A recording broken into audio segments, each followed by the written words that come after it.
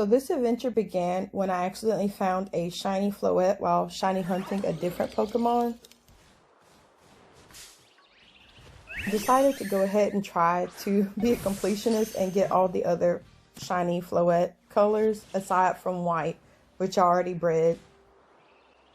The trick to finding shiny floette is not to go to each individual flower, but to make them interested in you and they naturally gather around you. It's a lot easier to inspect them if they're all in a circle around you as opposed to going to each individual plant.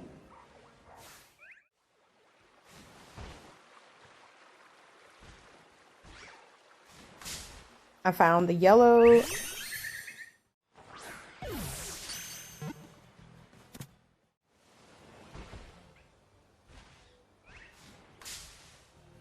and I found a red, and I was sure that it would take forever to find the blue on my game, so I asked my husband to go looking for the blue. So he decided to make sure that he would not fail. So while he was looking at the blue floette, he actually was also breeding for a shiny blue floette, and he actually got it in about 75 eggs. Favorite part about the floette is actually when it goes to Florges, the hair piece and arrangements are different based on the color. And of course, the white is my favorite, but blue, it's blue with orange little hair pieces. Red is red with yellow hair pieces. Orange is orange hair with purple hair pieces. And yellow is yellow with orange hair pieces. I was super excited to throw a party for all the shiny Florges, and this happened.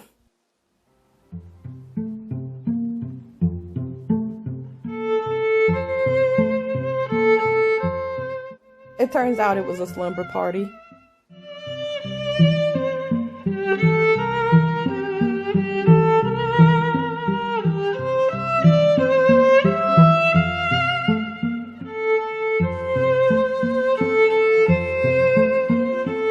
So my husband had the brilliant idea of actually just tossing in a beach ball to see what would happen.